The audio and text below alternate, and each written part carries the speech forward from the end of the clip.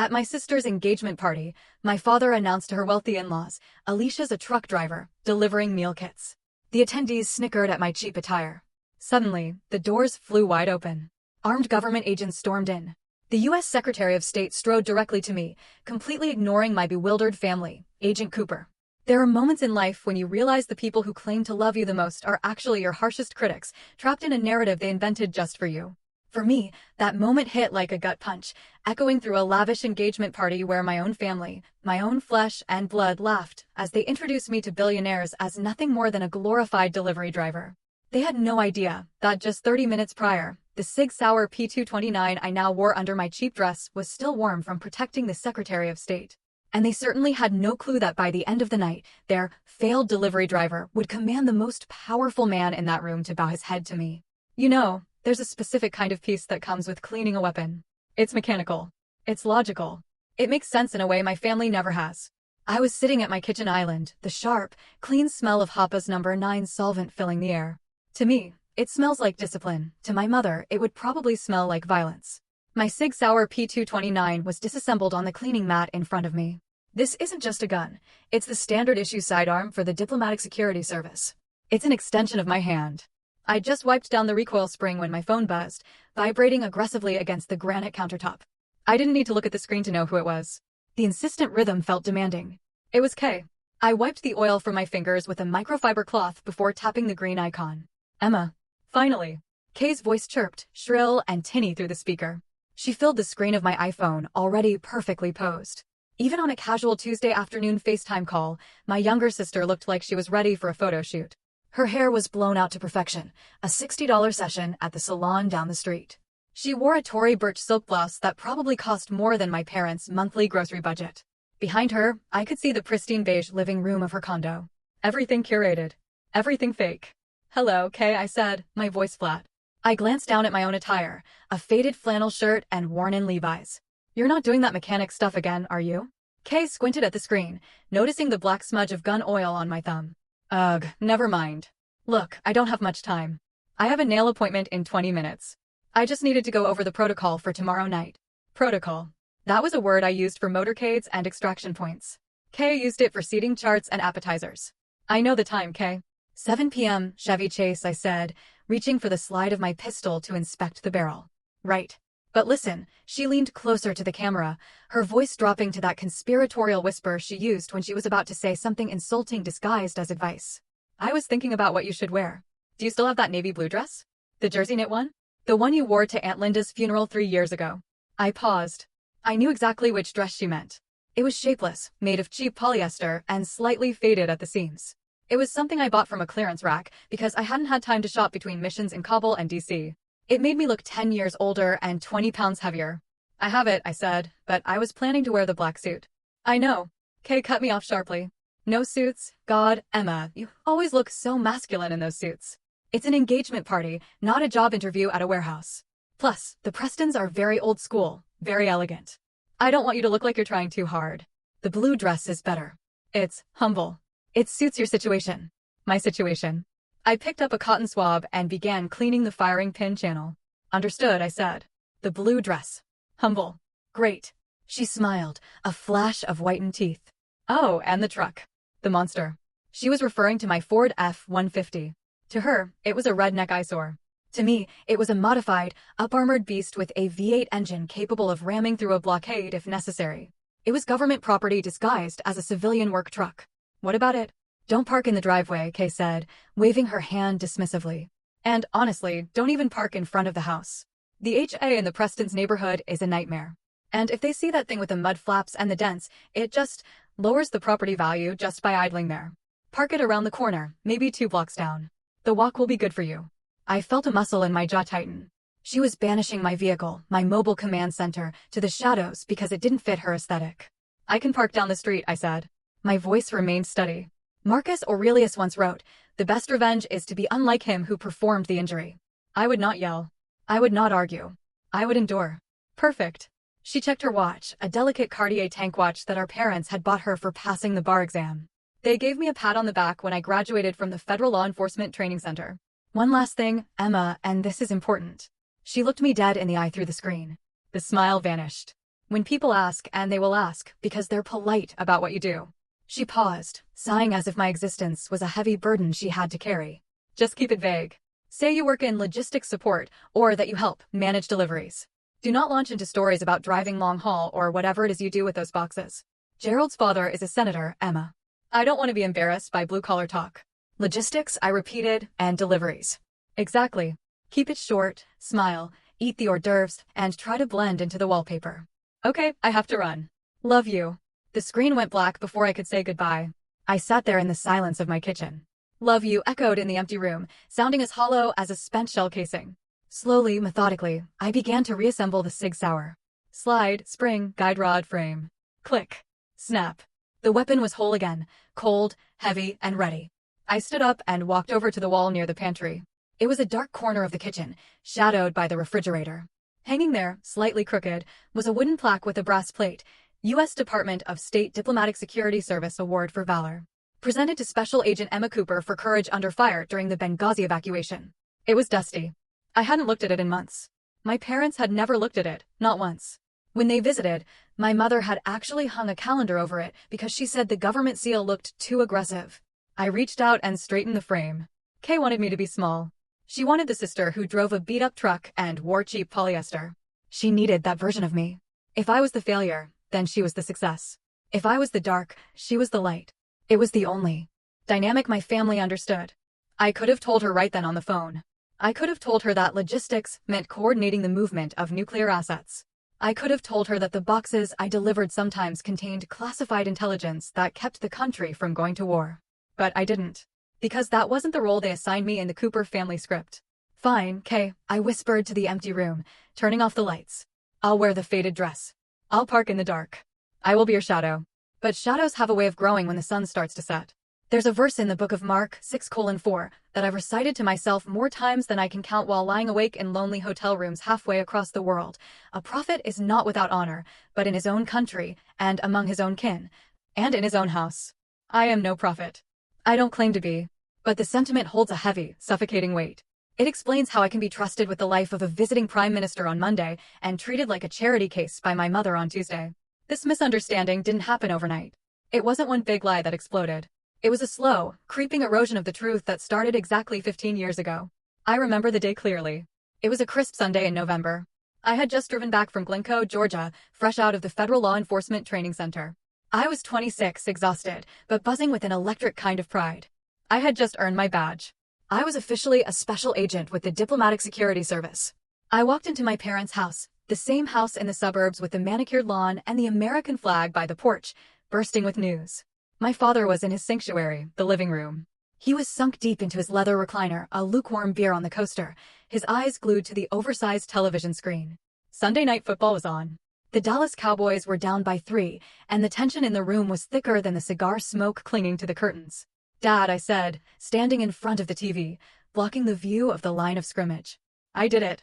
I passed. I'm an agent. He leaned to the left, trying to see around my hip. Move, Emma. They're in the red zone. Dad, listen. I got the job. The State Department. He finally muted the TV, but he didn't look me in the eye. He looked at the remote in his hand. State Department? That's government, right? Federal. Yes. I beamed, reaching into my pocket to pull out the leather wallet with the gold badge. It's federal law enforcement. I'll be protecting. Does it have dental? He interrupted, taking a sip of his beer. And the pension? Is it the first system? You stick with that for 20 years, Emma, and you'll be set. Good benefits. Safe. Boring, but safe. He didn't want to hear about the tactical driving course I had aced. He didn't care about the firearms training or the courses on counterterrorism. To him, I had just landed a desk job at the DMV that happened to come with a good 401k. It's not boring, Dad. It's dangerous. I'm an agent. I tried to correct him. From the kitchen, Kay walked in. She was 24 then, just starting law school, already perfecting that shark-like smile. She saw the badge in my hand and didn't even blink. An agent. Kay laughed, popping a grape into her mouth. Like 007? Please, Emma, you barely passed gym class in high school.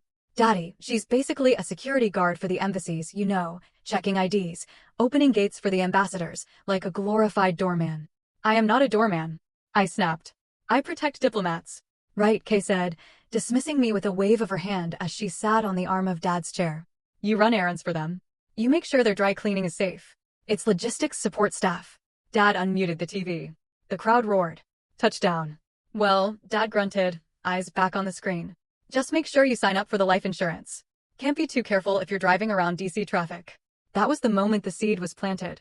Over the next decade and a half, Kay watered that seed with envy and malicious precision. She couldn't stand the idea that her older sister might be doing something cool or heroic while she was buried in contract law paperwork. So, she became my translator to the family. When I was deployed to Kabul to secure the embassy perimeter, Kay told the aunts and uncles, Emma is working overseas, some sort of government courier job. She delivers paperwork. When I was assigned to the Secretary of State's protective detail, traveling on Air Force Two, Kay told the neighbors, she's in transportation now. She drives the vans for the government officials, shuttling them around. And eventually, as the game of telephone warped the truth, driving the vans became driving a truck, and delivering sensitive documents became delivering packages. By the time I was 35, in my parents' minds, I was essentially a glorified Uber Eats driver with a government clearance. It wasn't just words, it was actions. 3 months ago, I came home to find an envelope in my mailbox. It was a card from my mother. I opened it, expecting maybe a birthday check or a family newsletter.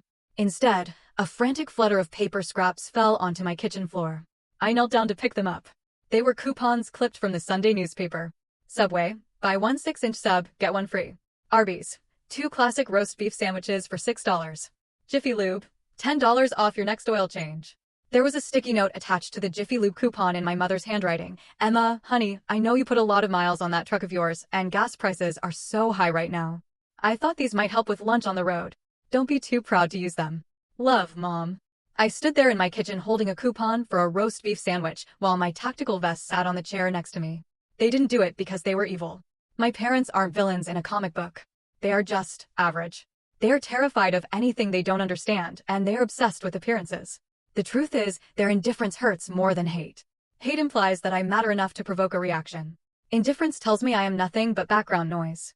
If you have ever felt like the black sheep because your family refuses to see your true worth, I need you to pause for a second. Press that like button right now. It's a small signal to the world that we exist. And tell me in the comments below, I am not who they say I am. Let's confuse the algorithm with the truth. I looked at those coupons and I finally understood the ecosystem of the Cooper family. For Kay to be the golden child, the successful, wealthy, brilliant lawyer, she needed a contrast. She needed someone to be below her. If I were a high-ranking federal agent protecting world leaders, I would be her equal. Or worse, I might overshadow her. My parents couldn't handle that. They needed the narrative to be simple. Kay is the success. Emma is the struggle. That order kept them safe. That order kept them comfortable. They believe I am a failure, I said to the empty air of my apartment, crumpling the Arby's coupon in my fist. Because believing I am a failure makes them feel successful. So I let them believe it. I let them have their comfort. I let them have their small, tidy little lies. But tomorrow, I said, the lies were going to collide with my reality. Because while they thought I was driving a delivery truck, I was preparing to command a motorcade that would shut down the entire Capitol Beltway. And God help anyone who stood in my way. At 0500 hours, the tarmac at Dulles International Airport is a desolate, windswept expanse of gray concrete. The air smells of burnt jet fuel and freezing rain. It's a smell that triggers a specific physiological response in me. My heart rate slows down, my pupils dilate, and the world narrows into a grid of potential threats. I stood by the rear door of the armored SUV, my delivery truck, as my family calls it. But this morning, it wasn't carrying boxes. It was part of a 3-vehicle convoy waiting to receive a high-value asset. A foreign witness, vital to a federal trafficking case, was stepping off a C-30 transport plane. Perimeter is tight, Cooper. The voice crackled in my earpiece. It was Martinez, one of the Marines from the embassy security detail. We have eyes on all exits. I tapped my comms. Copy that. Keep the engine running. We moved the second feet hit the ground. The ramp of the aircraft lowered with a mechanical whine. A gust of wind whipped my short hair across my face, but I didn't flinch. 6 Marines in full combat gear flanked the witness. They moved with a synchronized, lethal grace that you only see in men who have trusted each other with their lives. As they approached my vehicle, the lead Marine, a sergeant major with a jaw like granite, stopped in front of me. He didn't smile. He didn't need to. He gave me a sharp, respectful nod, a recognition of rank and capability. All yours, ma'am, he said, his voice cutting through the roar of the engines. Safe travels. Thank you, Sergeant. We'll take it from here. We loaded the witness. The door slammed shut with a heavy, reassuring thud of bulletproof steel. Jerry, my RSO, regional security officer, slapped the hood of the truck twice. He walked up to my window as I shifted the heavy vehicle into gear. Jerry is a man of few words, a Vietnam vet who has seen more combat than most action movie stars.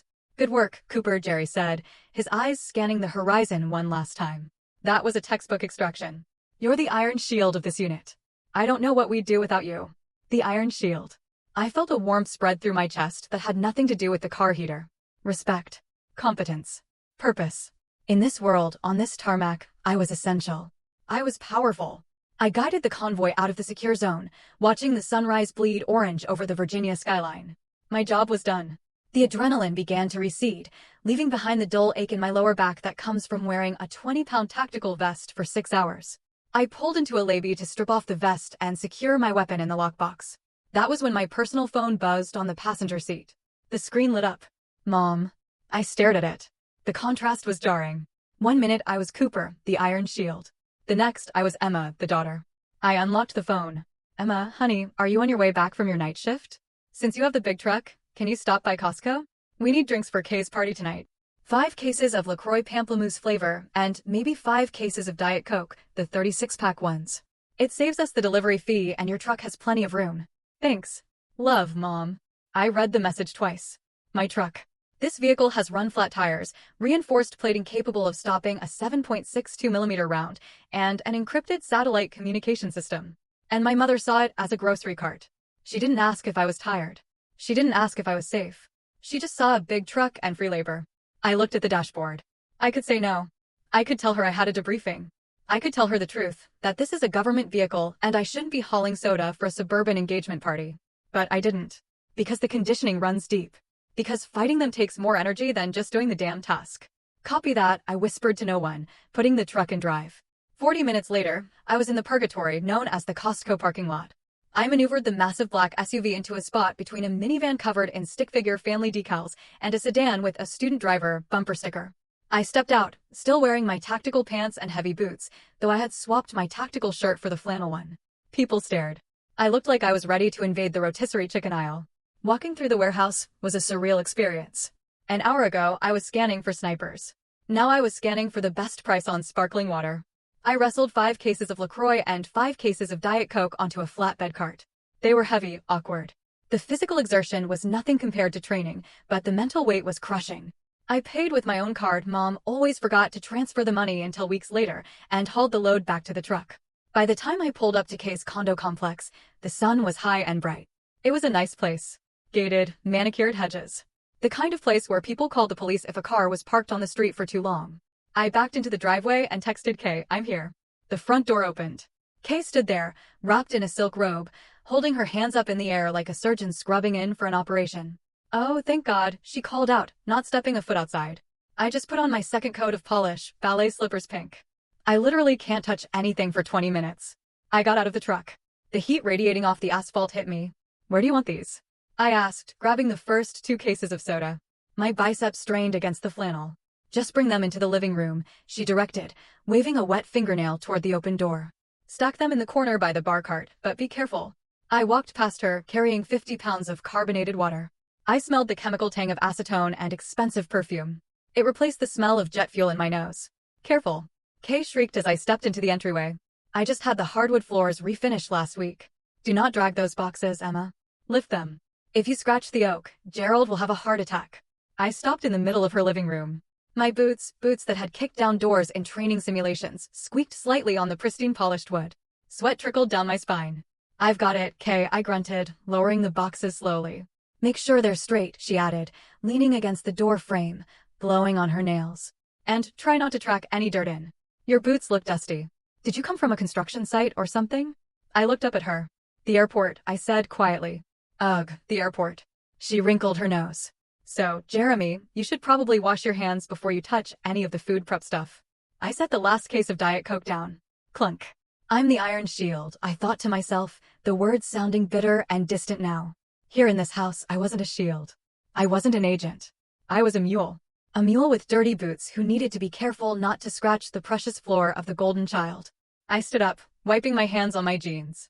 Is that all? I asked.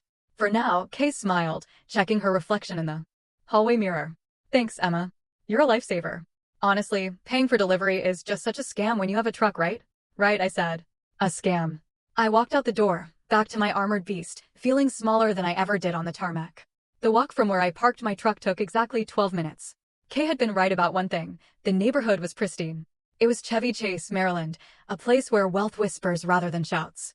The streets were lined with ancient oak trees that formed a canopy over the road, blocking out the stars. The houses were set far back from the street, hidden behind wrought iron gates and manicured boxwood hedges.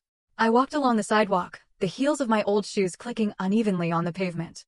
The navy blue polyester dress Kay had insisted I wear felt heavy and suffocating against my skin. It didn't breathe. It clung to me in all the wrong places, making me feel less like a woman and more like an improperly wrapped package.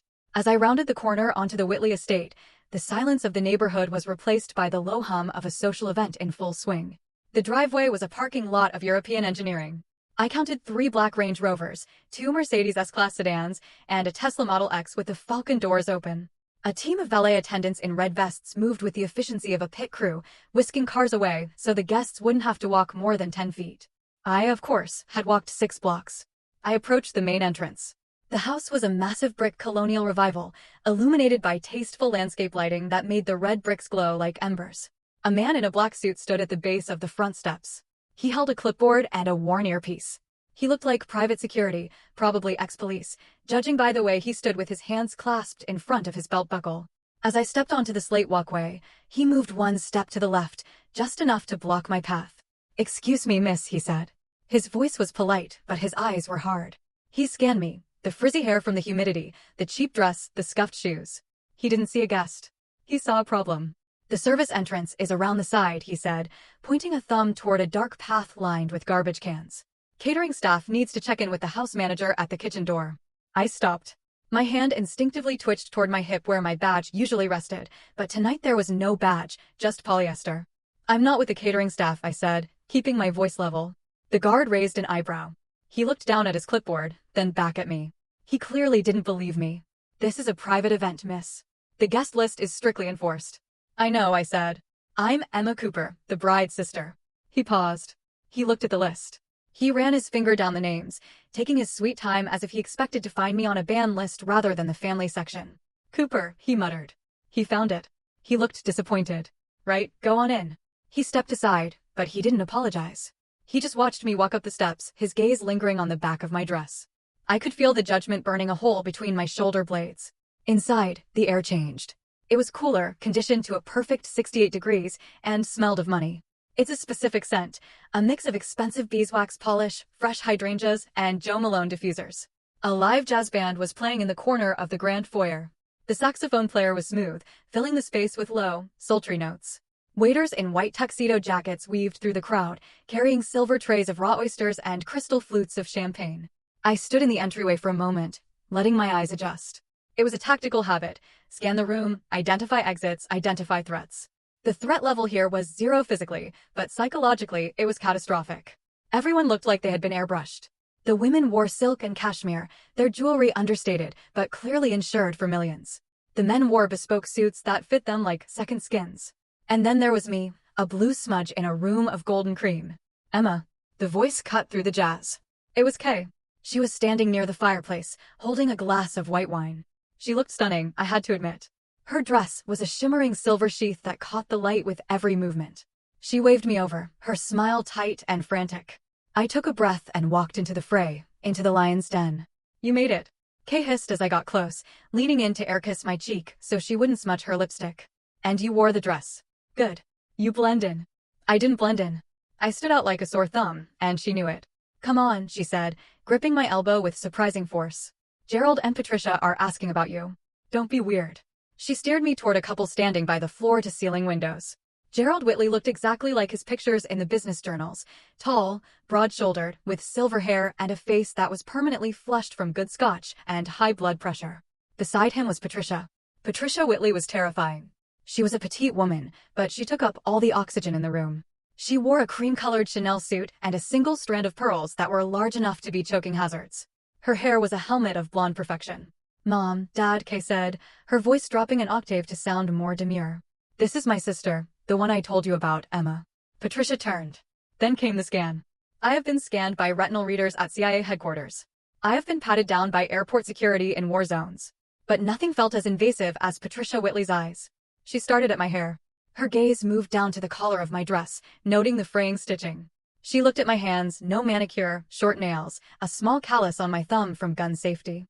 She looked at my hips, then my legs, and then she stopped at my feet. I was wearing a pair of black pumps I had bought at DSW 5 years ago. The leather on the left toe was scuffed from driving. The heel on the right was slightly worn down. Patricia stared at that scuff mark for 3 seconds. In those 3 seconds, she calculated my entire net worth, my education level, and my social standing. And the result was deficient. She looked back up at my face. Her expression hadn't changed, but the warmth in her eyes had dropped to absolute zero. "Emma," Patricia said. Her voice was like dry ice. "We've heard so much about you." "It's nice to meet you, Mrs. Whitley," I said, extending my hand. She looked at my hand for a split second before taking it. Her handshake was limp, like she was afraid she might catch something. "Kay tells us you're quite the traveler."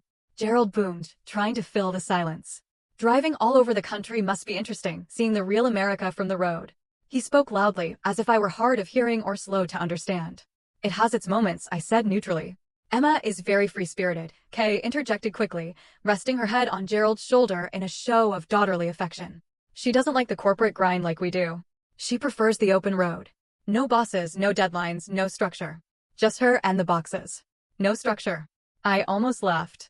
My life was defined by the strictest structure on the planet, chain of command, rules of engagement, federal law. "Is that so?"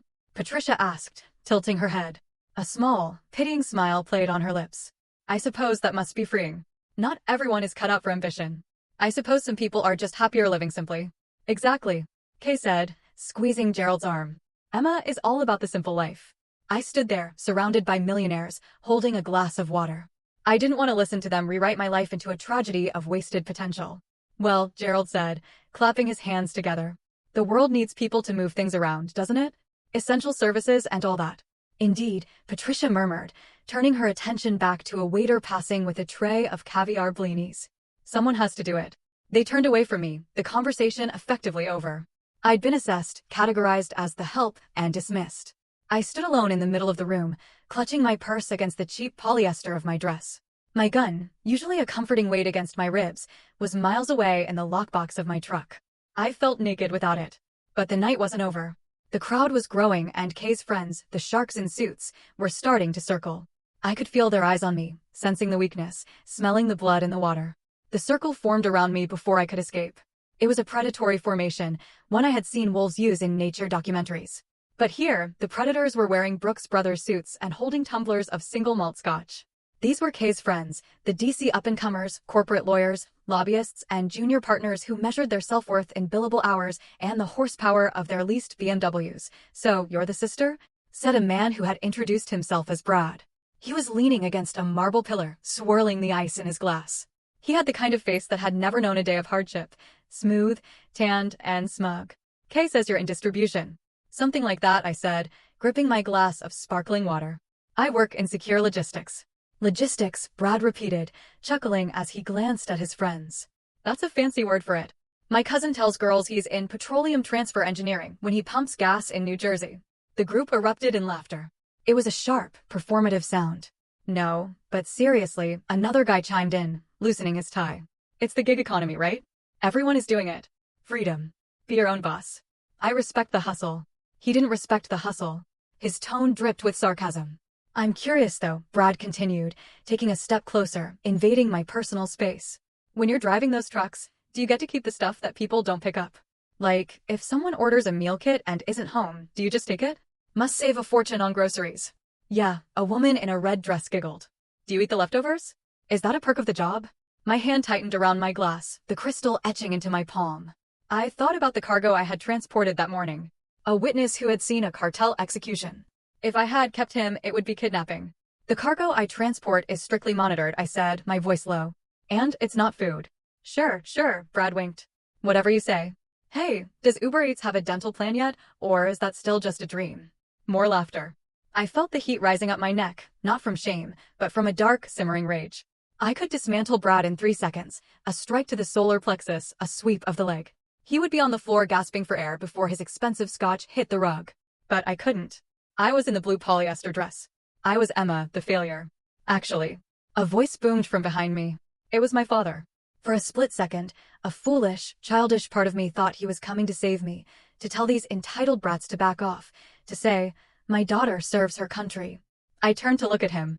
He was holding a glass of red wine, his face flushed with the excitement of being near the elites. "She's just stubborn," my father said, shaking his head with a theatrical sigh. He looked at Brad, desperate for approval, desperate to be part of the joke. "We tried, didn't we, honey?" He gestured to my mother, who was hovering nearby. "We told her to go back to school, community college, get a nursing degree, something stable. But no, Emma likes to drive. She likes looking at the scenery." My stomach dropped. He wasn't saving me. He was selling me out. He was using my humiliation as currency to buy his way into their conversation. "Community college is a great option," the woman in red said, her voice dripping with false sympathy. "It's very accessible." She wouldn't listen, my father continued, avoiding my eyes. "Always had to do things the hard way. That's Emma for you. A bit of a rough diamond." "Very rough." "Dad," I said, the word coming out like a warning. "What?" He looked at me, feigning innocence. "I'm just telling them the truth. You could have been a paralegal like Kay suggested. Air conditioning, a desk. But you prefer the open road." He made it sound like I was a hobo jumping on freight trains. "My work requires a level of focus and judgment that most people wouldn't understand," I said, looking directly at Brad. My voice was steady, cutting through the laughter like a knife. "One mistake in my line of work doesn't result in a paperwork error. It results in catastrophe." The circle went quiet for a beat. My tone had shifted. The delivery girl had just spoken with the authority of a field commander. Brad blinked, looking unsure for a moment, but the tension was broken by a heavy hand landing on my shoulder. It was Gerald Whitley, the patriarch. He squeezed my shoulder, not affectionately, but with the weight of ownership. He smiled down at me, his eyes crinkling with what looked like kindness, but felt like pity. Now, Gerald boomed, his voice rich and baritone, silencing the group. "Let's not give Emma a hard time." He looked around the circle, playing the role of the benevolent king, defending his peasant. "Society needs people like Emma," Gerald said, giving my shoulder another patronizing pat. "Think about it. Without people willing to do the heavy lifting, the driving, the serving, how would we function? We wouldn't have our packages. We wouldn't have our dinners delivered warm." He looked at me, his eyes locking onto mine. "It is a noble service, my dear," he said, speaking slowly, enunciating every word as if I were a child or mentally slow. "Knowing your place in the ecosystem is a virtue. Not everyone is meant to lead. Not everyone is meant to create policy or build empires. Some people are the hands and feet. And we thank you for that. Really, it's a worthy contribution." The room seemed to tilt. Knowing your place. He wasn't defending me. He was defining me. He was putting me in a box, a small, labeled box at the bottom of his pyramid. To him, I was the biological equivalent of a forklift. Useful, necessary, but not sentient, not equal. "Thank you, Gerald," I said. My voice sounded hollow to my own ears. "I'm glad I can serve." "That's the spirit." Gerald laughed, releasing my shoulder. "Now, who needs a refill?" I opened a 1998 Bordeaux that is breathing beautifully. The circle broke. They turned their backs on me, drawn away by the promise of expensive wine, leaving me standing alone in the center of the rug. I stared at their backs, the tailored suits, the silk dresses, the confident posture of people who have never had to check under their car for an IED. My phone, tucked into the small clutch purse I was holding, began to vibrate against my palm. It was a long, sustained vibration. Not a text. A call. I looked down at the screen. It wasn't my mother. It wasn't Kay. The screen flashed red. "Incoming secure call. Central Command." I took a deep breath. The air in the room suddenly felt thin and stale. The humiliation that had been burning my skin seconds ago evaporated, replaced by the icy clarity of duty. The delivery girl was about to clock out. The agent was clocking in. The phone in my hand felt radioactive. The screen pulsed red. A silent siren in the middle of the polite, murmuring crowd. "Incoming secure call. Central Command." I didn't answer it immediately. Protocol dictated I move to a secure perimeter. I turned on my heel, ignoring the confused look from the waiter holding a tray of empty champagne flutes, and stepped quickly into the hallway. The heavy oak doors muffled the sound of the jazz band, but the silence out here was deafening. I swiped the screen. "Cooper," I said. My voice had dropped an octave. The submissive sister was gone. "Code red, Cooper," I repeat. "Code red." It was Jerry. His voice was tight, clipped, fighting against a background of chaotic radio chatter. "We have a situation. The secretary's motorcade has been boxed in on Rockville Pike, 2 miles south of your location. Local PUD is overwhelmed. We have a credible threat of an ambush. The lead vehicle is disabled." My blood ran cold. Rockville Pike at this hour. It was a parking lot of commuters. A sitting duck scenario. Secretary Thomas, the man who held the nuclear codes for diplomatic relations, was trapped in a metal box surrounded by potential hostiles. Status of the asset? I asked, my eyes scanning the hallway for cameras. Asset is secure for now, but exposure is high. We need an extraction route and immediate fire support. You are the closest unit. What is your ETA? I looked down at my watch, then at my blue polyester dress, then at my scuffed shoes. I have the beast, I said, referring to my up-armored truck. I can be there in 4 minutes if I jump the median. Do it. Jerry barked. Get him out of there, Emma. Bring him to the safe house. You are authorized to use lethal force. Go. The line went dead. For minutes. I shoved the phone back into my clutch. My heart was hammering against my ribs. A steady, rhythmic thud. Thump, thump, thump, thump.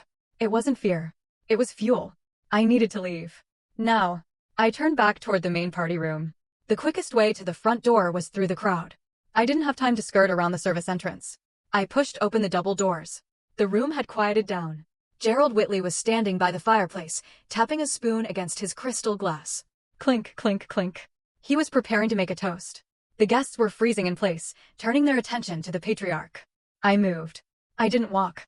I cut through the room with a stride that was too long, too purposeful for a party guest. I wasn't weaving through people. I was calculating trajectories. Excuse me, I muttered, brushing past Kay's friend Brad, nearly knocking the scotch out of his hand. He glared at me, but I was already gone. I made it to the edge of the foyer, 10 feet from the heavy front door, 10 feet from freedom, 10 feet from the mission. And then she stepped in front of me, my mother. She materialized from the crowd like a blockade. In her right hand, she held a large silver cake knife. It was ornate, with a pearl handle glinting under the crystal chandelier.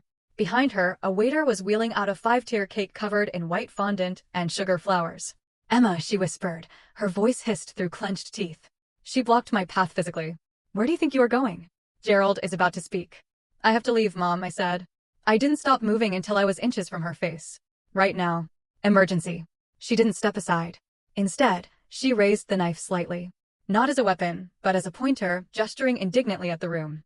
Emergency? She scoffed. Her eyes darted around to see if anyone was watching us. What kind of emergency, Emma? Did someone order a salad and forget the dressing? Did a box fall off the truck? Mom, move, I said. My tone was icy. It was the voice I used to order civilians to get down during a raid. But she wasn't a civilian. She was my mother, and she was immune to my authority.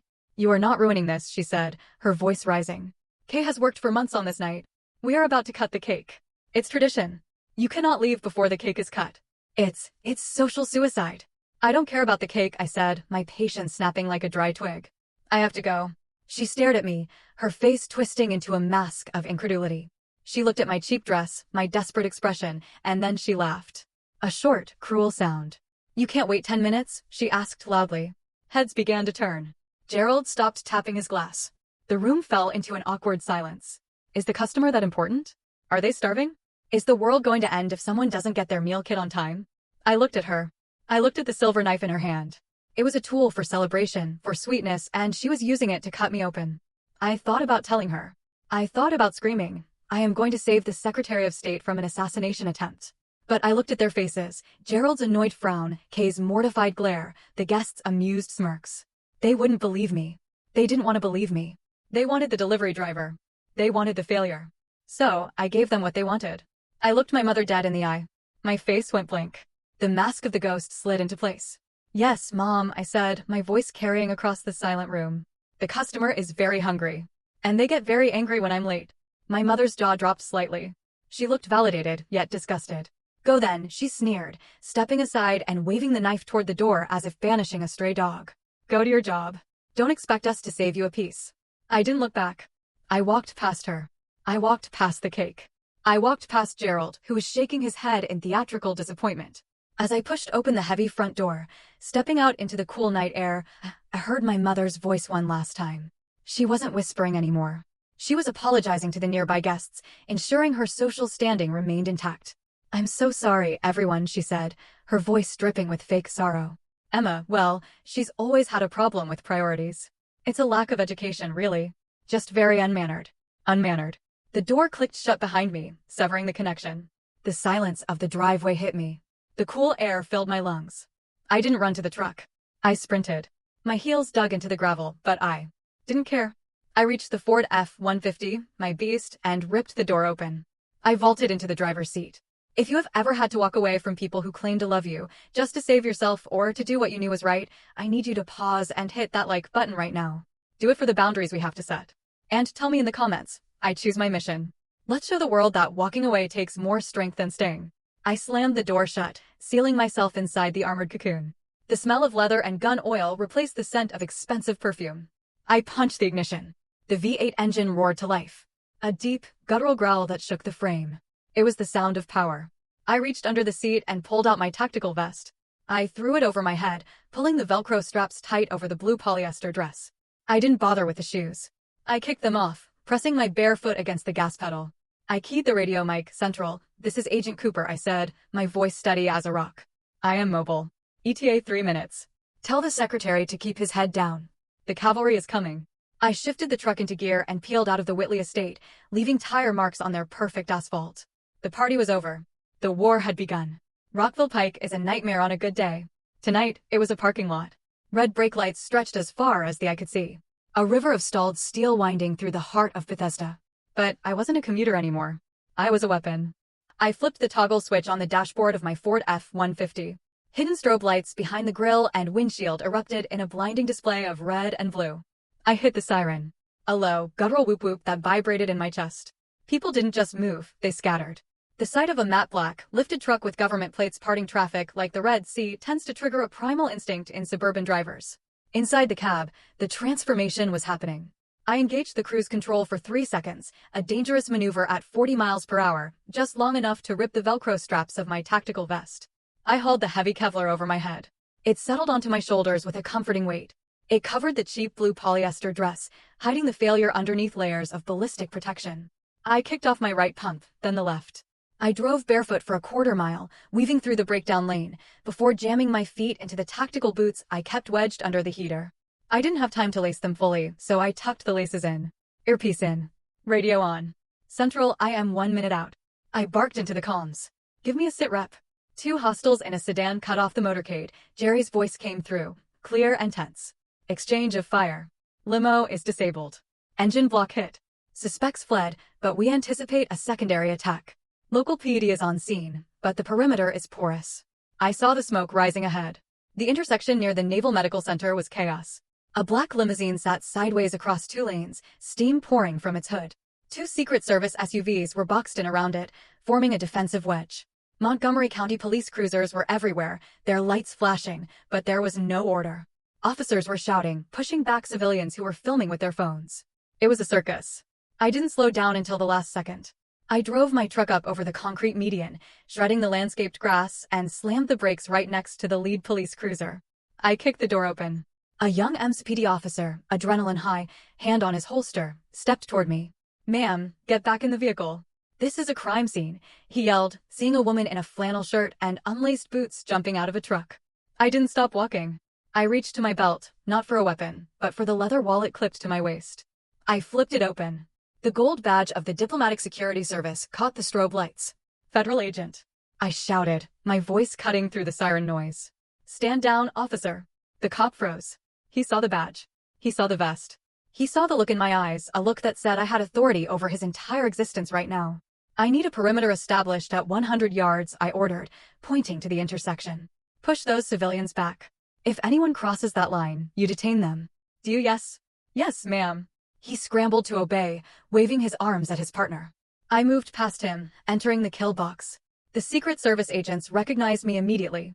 Johnson, the lead on the secretary's detail, lowered his MP5 submachine gun slightly when he saw me. "Cooper," he yelled. "Good to see you. We're sitting ducks here." "I have the beast," I said, thumbing back toward my truck. "It's up armored. We extract him now. Get him to the safe house." I moved to the rear door of the damaged limousine. The window was spiderwebbed with impact cracks, bulletproof glass that had done its job, but barely. I tapped the glass 3 times. The signal. The door clicked and pushed open. Secretary of State Thomas sat inside. He was a man of 60 with the weight of American diplomacy on his shoulders. He looked shaken, his tie loosened, holding a secure briefcase against his chest. When he looked up and saw me, his shoulders visibly dropped. The tension left his face. "Agent Cooper," he exhaled, a breathy laugh escaping him. "Thank God. When I heard local support was coming, I was worried. I didn't know it was you." I was in the neighborhood, Mr. Secretary, I said calmly, extending a hand to help him out. Let's get you out of this tin can. I trust you, he said simply. He took my hand. Think about that. The man who negotiates treaties with hostile nations, the man who advises the president, trusted me with his life. He didn't care about my dress. He didn't care about my bank account. He cared that I was the best. We moved quickly. I shielded his body with mine, guiding him toward my truck. The Marines and Secret Service formed a phalanx around us. I opened the passenger door of my truck. Get in. Keep your head down. Floorboard is reinforced. As I slammed the door shut, ensuring the third most powerful man in the executive branch was safe, my phone, which I had thrown onto the dashboard, lit up. It was right there at eye level. The screen was bright against the dark interior. A text message from Kay. I shouldn't have looked, but in the split second before I climbed into the driver's seat, my eyes caught the preview. Kay, you are a disgrace to this family. Mom is crying in the bathroom because of you. Don't bother coming back. We don't want you here. I stared at the words. Disgrace. Behind me, sirens wailed. Beside me, the Secretary of State was waiting for me to drive him to safety. Around me, federal agents were following my lead. And on that screen, I was a disgrace because I didn't stay to eat cake. The irony was so sharp, it felt like a physical blow. It was absurd. It was tragic. It was hilarious. Agent Cooper, the secretary asked from the passenger seat, his voice low. Is everything all right? We need to move. I looked at the phone one last time. I didn't delete the message. I wanted to keep it. I wanted to remember exactly what they thought of me while I was busy saving the world. I reached out and flipped the phone face down.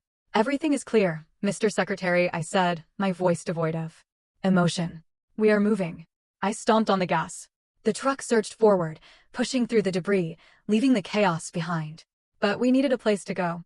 The safe house in McLean was compromised by the traffic. The embassy was too far. I needed a secure location close by, with high walls and gated access. Somewhere off the grid for 20 minutes until the backup team could arrive with the helicopter. I ran the mental map of Chevy Chase. There was only one place that fit the criteria. I gripped the steering wheel tight. Fate, it seemed, had a very twisted sense of humor tonight. Central, I radioed in.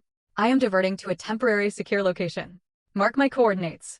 I turned the wheel hard to the left. We were going back to the party. Mr. Secretary, I said, keeping my eyes on the rearview mirror where the smoke from his disabled limousine was still rising into the night sky. We can't wait here on the shoulder. The extraction team is 10 minutes out, and this position is compromised. We need hard cover now. Secretary Thomas looked out the window at the gridlocked traffic of Rockville Pike. He was calm, but I saw his hand tightening on the handle of his secure briefcase. Where do you suggest, Agent Cooper? My sister's-in-laws, I said, the words tasting like ash in my mouth. The Whitley estate. It's 3 minutes from here. High brick walls, gated access, minimal sight lines from the street. It's the only viable safe house in this sector. He looked at me, then at my tactical vest, then at the determined set of my jaw. Do it, he said. I spun the steering wheel hard to the left. The Ford F-150's tires screeched as I jumped the curb, bypassing a stalled intersection. 3 minutes later, I was barreling down the tree-lined streets of Chevy Chase again. I didn't slow down for the gate this time. It was open. Guests were leaving early, likely due to the disturbance I had caused earlier. I drove the massive truck right up the center of the driveway, ignoring the frantic waves of the valet staff. I slammed on the brakes directly in front of the main entrance, parking diagonally across the steps. My truck blocked a Bentley and a Porsche, boxing them in. Stay here, I instructed the secretary. Keep your head down. Give me 30 seconds to clear the room and secure the perimeter. Copy that, he nodded. I unlocked the door and stepped out. The air was still cool, smelling of expensive cologne and exhaust fumes. I placed my hand on the grip of my Sig Sauer P229, now openly holstered on my hip, and marched up the stairs. I didn't knock. I placed my boot against the heavy oak door and shoved it open. It swung inward with a heavy thud, crashing against the interior wall. The sound silenced the room instantly. The party had thinned out, but the core group was still there. Gerald, Patricia, Kay, my parents, and about 20 close friends were gathered in the foyer, nursing their drinks and dissecting the drama of my earlier exit. When I stepped into the light, I looked like an alien invasion. I was barefoot in tactical boots, wearing a Kevlar vest over a blue polyester dress, with a radio coil running up my neck and a federal firearm on my hip. But they didn't see an agent. They didn't see the gun. They were so blinded by their own narrative that they only saw the delivery girl who had ruined their night. Kay was the first to react. She broke away from a group of bridesmaids, her face contorted in a mask of pure, unadulterated rage. You, she shrieked, pointing a manicured finger at me. You have the audacity to come back here after the scene you caused. She marched toward me, stopping only because I held up a hand in a halt gesture. "Okay, step back," I said, my voice projecting with command authority. "I need everyone to clear this room immediately. This is a matter of national security." "National security?" Kay laughed. A high-pitched, hysterical sound. "Oh my god, you are delusional." "What? Did you forget your cooler? Did you forget a receipt for the soda?" "I am not joking," I said, scanning the upper landing for threats. "Clear the room."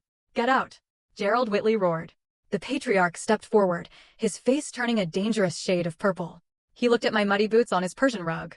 He looked at the truck blocking his driveway. He was trembling with fury. "This is private property, Miss Cooper," Gerald bellowed. "You are trespassing. I don't care what kind of costume you are wearing or what game you are playing. You have insulted my wife. You have upset the bride. And now you are barging in here like a lunatic." "Mr. Whitley," I tried to interject. "I am commandeering this location as a temporary. I am calling the police." Gerald interrupted, reaching for his phone. "I am having you arrested. You clearly need mental help." "Gerald, please." My mother's voice whined from the back. She pushed her way to the front, dragging my father with her. My parents looked at me with a mixture of horror and exhaustion. To them, this wasn't a tactical operation. This was their daughter having a mental breakdown in front of the most important people they knew.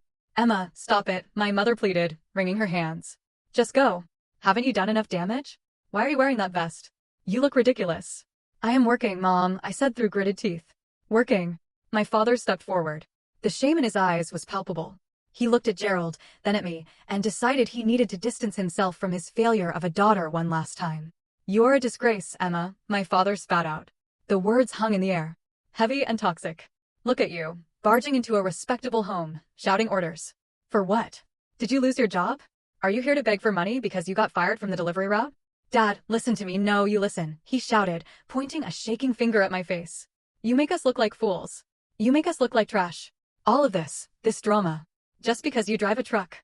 Just because you deliver lunchboxes for a living and you can't handle that your sister is a success." The room was deadly silent. The insult echoed off the marble floors. "Just because you deliver lunchboxes." It was the trap of contempt. They had built a cage for me out of their own insecurities, and they refused to let me out of it, even when the keys were staring them in the face. I looked at my father. I looked at Kay, sneering in her silver dress. I looked at Gerald, dialing 911 on his phone. I felt a strange sense of calm. The bridge wasn't just burned. It was incinerated. "I am not here for money, Dad," I said quietly. "And I am not here for lunchboxes." I raised my hand to my earpiece. "Assad is entering the structure," I said into the mic. "What are you talking about?" Kay snapped. "Who are you talking to? You are insane." Before I could answer, the heavy front door behind me, which I had left ajar, swung open wide. Two massive Secret Service agents in dark suits stepped in, MP5 submachine guns held at the low ready. They scanned the room in a split second, their presence instantly changing the atmospheric pressure of the house. Kay gasped and took a step back. Gerald dropped his phone. And then, stepping through the phalanx of agents, came the Secretary of State. He looked tired, disheveled, and smelled of smoke. But he was unmistakably Thomas J. Preston, the man whose face was on the news every night. He walked right up to me, ignoring everyone else in the room. "Agent Cooper," the secretary said, his voice loud and clear in the stunned silence. "Perimeter is secure." I looked at my father, whose mouth was hanging open. I looked at Kay, whose face had gone pale as a ghost. "Perimeter is secure, Mr. Secretary," I said. "Welcome to the safe house." The words hung in the air for exactly 1 second. Then the world turned inside out. The heavy oak front door didn't just open. It was breached. Two large men in dark, ill-fitting suits burst through the gap I had left. They moved with the terrifying speed of a tactical entry team.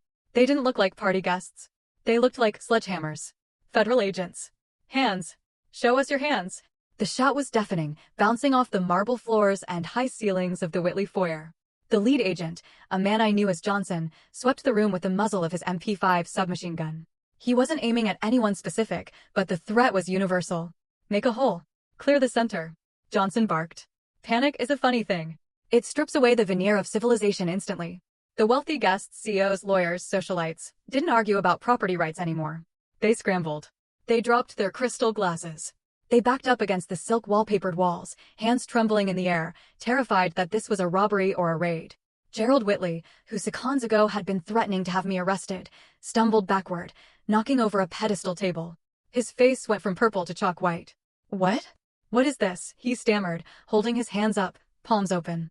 I didn't move. I stood in the center of the chaos, barefoot in my boots, watching the Red Sea part. And then he walked in. Secretary of State Thomas J. Preston stepped through the doorway. He looked exactly like he did on CNN, only realer. He was 62, with silver hair and the kind of gravitas that you can't buy, no matter how rich you are. His suit jacket was dusty from the explosion on the highway, and his tie was askew, but his presence was undeniable. He carried the weight of the United States government in his stride. The room went silent, a vacuum-sealed silence. Gerald Whitley froze. He blinked. He squinted. He was a man who donated heavily to political campaigns. He knew faces. He knew power. He looked at the man standing in his hallway. He looked at the Secret Service detail flanking him. Mr. Secretary? Gerald whispered. The arrogance drained out of him like water from a broken dam. Gerald was holding a glass of 1998 Bordeaux in his right hand. As the realization hit his brain that the third most powerful man in America was standing in his foyer, his fingers simply stopped working. Smash! The crystal goblet hit the pristine white Persian rug. The sound was like a gunshot in the silence. The dark red wine exploded outward, staining the white wool like a fresh crime scene. Gerald didn't even look down. He couldn't take his eyes off the secretary. Secretary Thomas didn't look at Gerald. He didn't look at Kay, who was standing with her mouth open, her face a mask of confusion and horror. He didn't look at my parents, who were pressed against the wall like frightened children. He walked straight to me. He stopped 2 feet away. He looked at my Kevlar vest, my radio coil, and the sweat on my forehead. Then, in front of everyone, he reached out and placed a firm, fatherly hand on my shoulder. It was a gesture of immense respect. Cooper, the secretary said. His voice was warm, tired, but loud enough for the back row to hear. You did it again. That was a hell of a call on the extraction route. If we had stayed on the pike for 2 more minutes, well, I don't think we'd be having this conversation. Just doing the job, sir, I said, keeping my posture rigid. The safe house was the only viable option. The safe house, he chuckled, glancing around the opulent foyer. It's certainly comfortable. Better than the embassy bunker. He squeezed my shoulder one last time, a signal of camaraderie that no amount of money could buy, and turned to face the room. He locked eyes with Gerald Whitley. Gerald looked like he was about to faint. He tried to speak, but only a squeak came out. Mr. Whitley, I presume? Secretary Thomas asked, stepping forward with his hand extended. The Secret Service agents lowered their weapons slightly, but kept their eyes scanning the guests. Why, yeah, Gerald managed to choke out. Yes, Mr. Secretary. I am honored. We didn't. I must apologize for the intrusion, the secretary said, shaking Gerald's limp hand. My motorcade was ambushed on Rockville Pike. We took heavy fire. My lead vehicle was disabled. Gasps rippled through the room. Ambush. Heavy fire. These were words from the news, not words for a Chevy Chase cocktail party. It was a critical situation, the secretary continued, his voice smooth and diplomatic. Fortunately, my lead security element took decisive action. She commandeered your residence as a temporary hardened location until the support team arrives. He turned back and gestured to me with an open palm. You should be incredibly proud, Mr. Whitley, the secretary said, smiling at the room. I was told this is your daughter-in-law's sister. It is rare to see such instinct in the field. He looked at my parents. My father was leaning against the wall, his face gray. My mother was staring at the gun on my hip as if it were a venomous snake. Agent Emma Cooper is one of the finest assets the Diplomatic Security Service has, the secretary announced. He wasn't just talking, he was testifying. A GS-15 senior special agent. Do you know how few people reach that rank at her age? She runs my protection detail. She coordinates logistics for nuclear summits. She is quite literally the reason I get home to my wife at night. GS-15 senior special agent. Nuclear summits. The words hit the room like mortar shells. I watched Kay. Her eyes flicked from the secretary to me. I saw her brain trying to process the data, the delivery driver, the boxes, the logistics. Logistics, Kay whispered, the words slipping out of her mouth like a curse. Yes, logistics, the secretary nodded, hearing her. Secure logistics, the most complex kind. Cooper here moves mountains so we can do our jobs. He turned back to Gerald, who was staring at the red stain on his rug, then at me. He looked at me with new eyes. He saw the vest not as a costume, but as armor. He saw the delivery truck outside, not as an eyesore, but as a tank. We had no idea, Gerald stammered. Emma she wouldn't, the secretary said, his tone sharpening just a fraction. She's a professional. Silent professionals don't brag. They just serve. He looked at me again. I owe you a drink when this is over, Cooper. Maybe something better than the water you were drinking earlier. I'll take a rain check, sir, I said. Chopper is 3 minutes out. We need to move you to the landing zone in the back garden. Lead the way, agent, he said. I looked at my family one last time. My mother was crying, not the fake social tears she used for effect. These were real tears of shock and humiliation. She realized that the rude daughter she had chased away with a cake knife had just brought the US government into her living room. My father couldn't meet my gaze. He looked at the floor. And Kay? Kay looked small in her shimmering silver dress, surrounded by her expensive things. She looked insignificant. Her success as a corporate lawyer felt like a child's game compared to the reality that had just walked through her door. Emma, Kay started, her voice trembling. I didn't answer. I didn't smile. I didn't gloat. I just tapped my earpiece. Johnson, take point. I ordered. Secure the back garden. We are moving the asset. Copy that, boss, Johnson replied, loud and clear. Boss. I turned my back on them. I turned my back on the spilled wine, the shocked faces, and the years of being the failure. I walked the Secretary of State through the kitchen, where I had been told to use the service entrance just an hour ago. But this time, I wasn't carrying soda. I was carrying the weight of the world, and I had never felt lighter. The extraction was textbook perfect. Within 12 minutes, a secondary convoy of black SUVs had swarmed the driveway of the Whitley estate. A distinct, rhythmic thumping filled the air as a medevac helicopter loitered overhead, its searchlight cutting through the darkness of the Chevy Chase night. I stood by the open door of the lead vehicle, watching Secretary Thomas climb inside. Before the door closed, he looked back at me one last time and gave a sharp salute. Get some rest, Cooper, he said. That's an order. Yes, sir, I replied, returning the salute. The heavy door slammed shut. The convoy peeled out, tires crunching over the gravel, red and blue lights reflecting off the terrified faces of the neighbors who had gathered at their windows. And then, silence returned. It wasn't the polite, murmuring silence of a cocktail party. It was the heavy, suffocating silence of a courtroom after a guilty verdict has been read. I stood alone on the driveway, the adrenaline beginning to drain from my system, leaving behind a cold, crystal-clear clarity. I turned around. They were all standing there by the front steps. My parents, Kay, Gerald, and Patricia. They looked like statues in a museum of regrets. Gerald Whitley was the first to move. The bluster, the arrogance, the booming voice of the patriarch, it was all gone. In its place was the trembling anxiety of a man who realized he had just threatened a federal officer with arrest in front of her boss. He walked toward me, his hands clasped together as if in prayer. He didn't look at my face. He looked at the badge on my belt. Miss Cooper, madam. Gerald stammered. He actually used the word madam. I want to offer my sincerest apologies. Truly, there was a terrible misunderstanding tonight. He reached out a hand, then pulled it back, unsure if he was allowed to touch me.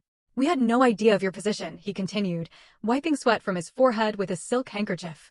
If we had known, obviously, the hospitality would have been different. I hope you won't hold my earlier outbursts against the family.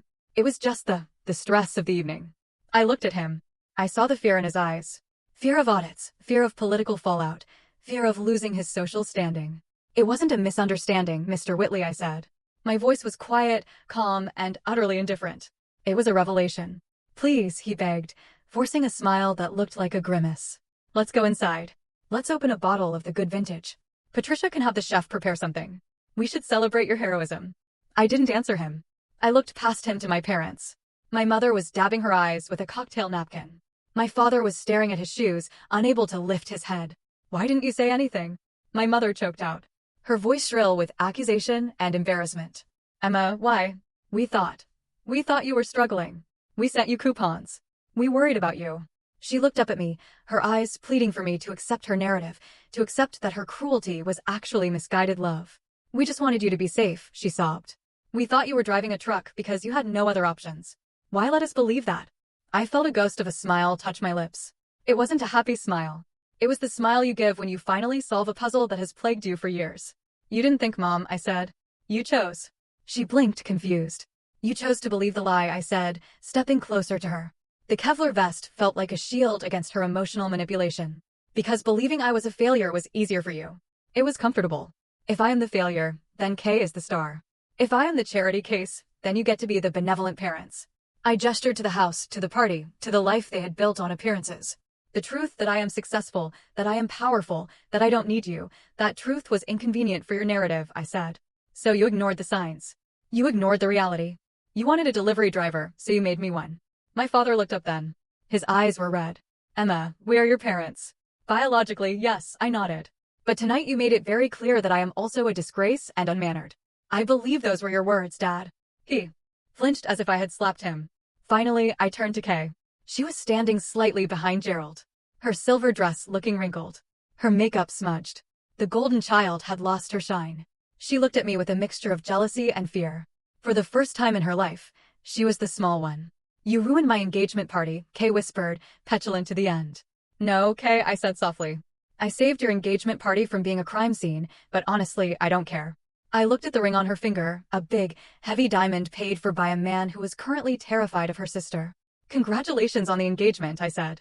I really hope your fiancé loves the truth more than he loves the fiction you spin, because eventually, the stories we tell about ourselves fall apart. I turned away. Emma, wait.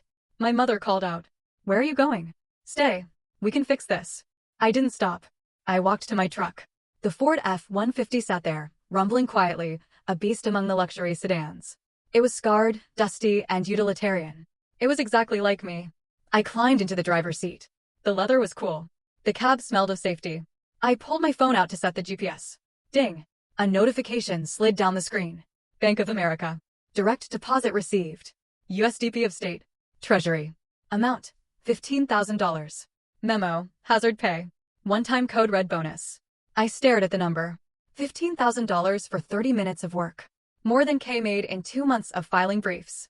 More than the value of all the coupons my mother had ever clipped in her life. I didn't feel arrogant. I didn't feel the need to run back inside and show them the screen. The validation didn't come from them anymore. It came from the work.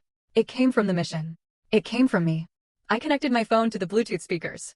I scrolled through my playlist until I found the only song that fit the moment. The opening piano chords of Frank Sinatra's My Way filled the cabin. And now the end is near. And so I faced the final curtain. I looked in the rearview mirror one last time. I saw them standing there, a huddled group of people shrinking in the distance, trapped in their golden cage of expectations and lies. I put the truck in gear. I've lived a life that's full. I traveled each and every highway. I pressed the gas. The truck surged forward, leaving the Whitley estate behind. I drove through the open gate, past the oak trees, and turned onto the main road. The highway stretched out before me, empty and dark, illuminated only by my headlights. But in the distance, on the horizon, the faintest hint of dawn was breaking. I wasn't their daughter anymore. I wasn't the sister.